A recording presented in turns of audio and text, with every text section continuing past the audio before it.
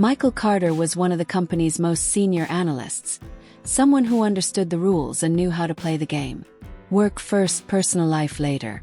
But lately, that balance felt increasingly impossible.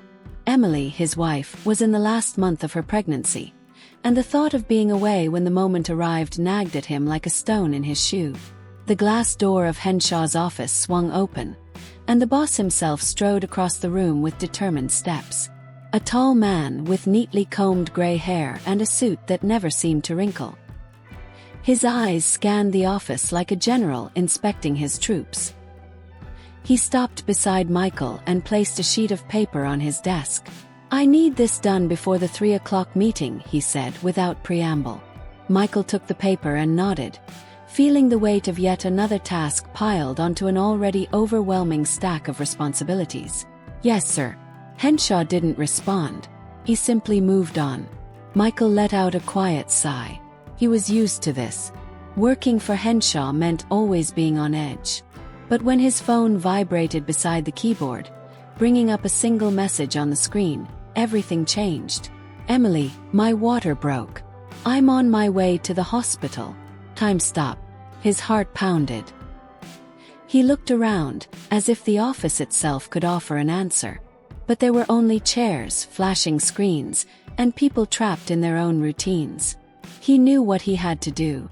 The question was, would Henshaw allow it? Michael pushed his chair back and stood up with controlled urgency. Every second counted. He strode down the hallway, weaving past cubicles and ignoring the curious glances from a few colleagues. When he reached the glass door of his boss's office, he didn't knock. He simply walked in. Robert Henshaw lifted his eyes from the monitor, irritated by the interruption. "What is it, Carter?" Michael stood tall, his voice firm, leaving no room for hesitation. "My wife is in labor. I need to leave now." Henshaw blinked slowly, as if processing the information. Then he leaned back in his chair, fingers interlocked on the desk. "Now." "Yes, now."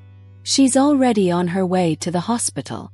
The boss let out a heavy sigh, tilting his head slightly, as if weighing the request. "Michael, you know how important today's meeting is. The investors want solid numbers, and no one knows them better than you." "I know. But my son is being born. And the company is counting on you." Silence stretched between them for a moment too long. Michael's jaw tightened. "So that means I can't leave." Henshaw unlocked his fingers and picked up a pen, twirling it between his fingers before replying. "If you walk out now, you'll be putting yourself in a difficult position. Your loyalty to this company will be questioned." Michael understood instantly. It was an ultimatum. He took a deep breath, a surge of adrenaline coursing through him. His entire life had been shaped by safe choices. Stay quiet, follow orders, meet deadlines. But now, everything inside him screamed that this moment was different.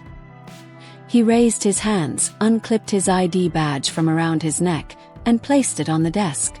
The plastic slid across the surface, stopping in front of Henshaw. "Then I don't work here anymore." The boss said nothing. He just stared at the badge, as if unable to believe someone had actually done that. Michael turned and walked out, feeling every pair of eyes in the office locked onto him. With each step, adrenaline mixed with something else. Freedom. The elevator doors slid open, and he stepped inside without looking back. Now only one thing mattered. He had to get to the hospital in time.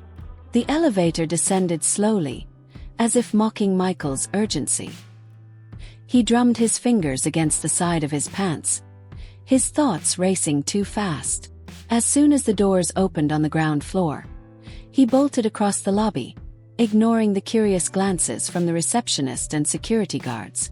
Outside, New York pulsed with its usual rush, yellow cabs jostling for space, horns blaring, and the constant murmur of crowded sidewalks.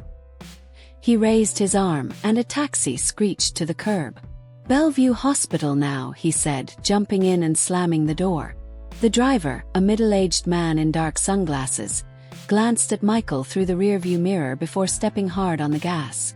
Michael gripped his phone, his thumb sliding over the screen as he called Emily. It rang 3 times before a female voice answered. "Mr. Carter, this is the nurse from Bellevue. Your wife is on her way to the delivery room." His chest tightened.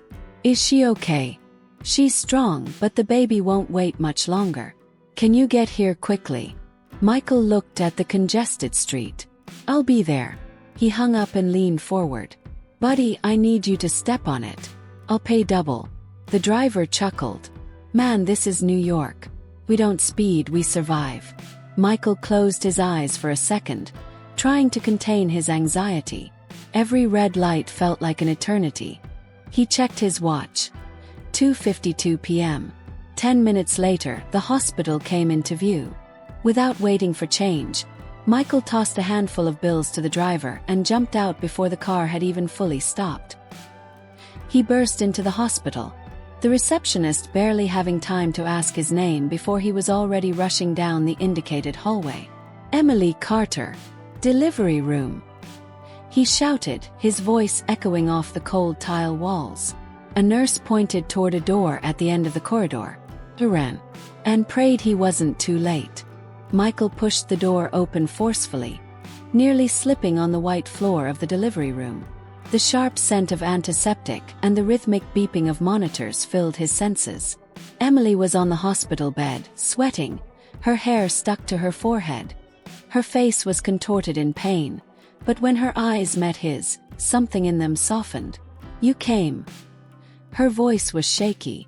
Michael took her hand, squeezing it tightly. "Course I did." The obstetrician didn't even glance at him, fully focused on her work. "All right, Emily, we're almost there. One more strong contraction, and I need you to push with everything you've got, okay?" Emily closed her eyes and nodded, taking a deep breath. Michael wiped the sweat from her forehead with his free hand. "You can do this. I'm right here." She gripped his hand tightly and pushed. The air seemed to vibrate with the tension of the moment. Michael's heart pounded so fast he could barely hear anything else. Then a cry filled the room. Sharp, raw, powerful sound. Michael felt his chest tighten, his eyes burn. The doctor lifted a small, trembling body, slick with blood. "Congratulations, Mom and Dad. It's a boy." The world shrank to fit into that single instant. Michael stared at the fragile little being, so tiny and so perfect, and he knew, without a shadow of a doubt, that no job in the world mattered more than this. A nurse placed the baby in Emily's arms. Silent tears streamed down her face. Michael leaned in, touching his son's tiny cheek with a trembling finger. "Hey, champ." The baby stirred, a faint sound escaping his small lips. Michael let out a quiet laugh, overwhelmed by emotion. He had almost missed this. But he hadn't, and he never would. The hospital corridor felt like a world of its own, silent and far removed from the chaos of New York. Michael walked slowly, the weight of the past hours still settling inside him.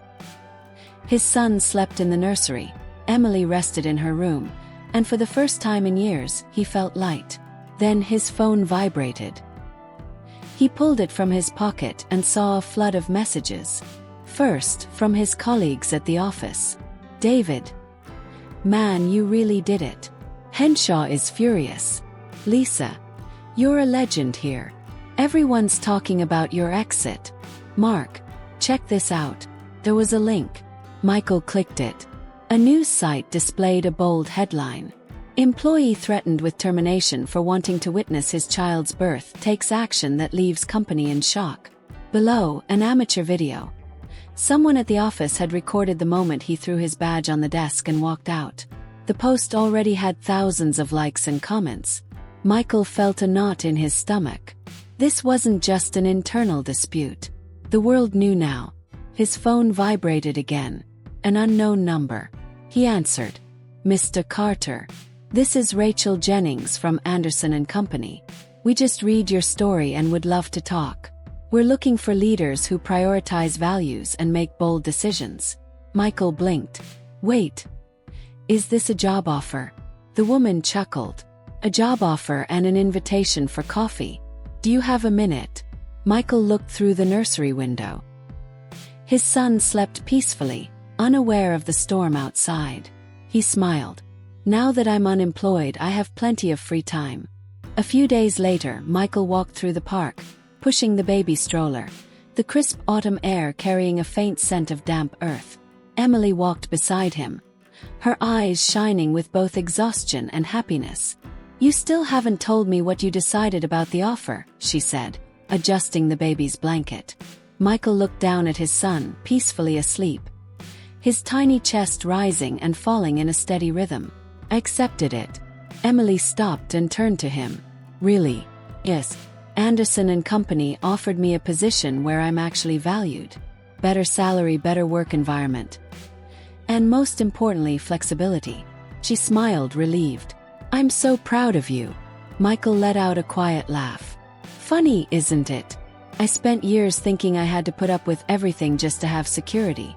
But in the end, all I had to do was say no once to find something better." Emily took his hand. "Sometimes losing something is the best way to gain something greater." He nodded. He looked at his son, then at the golden horizon as the sun began to set. He was exactly where he was meant to be, and he would never sacrifice that again. If you enjoyed the story, please subscribe to the channel. We need your support. Better stories are yet to come.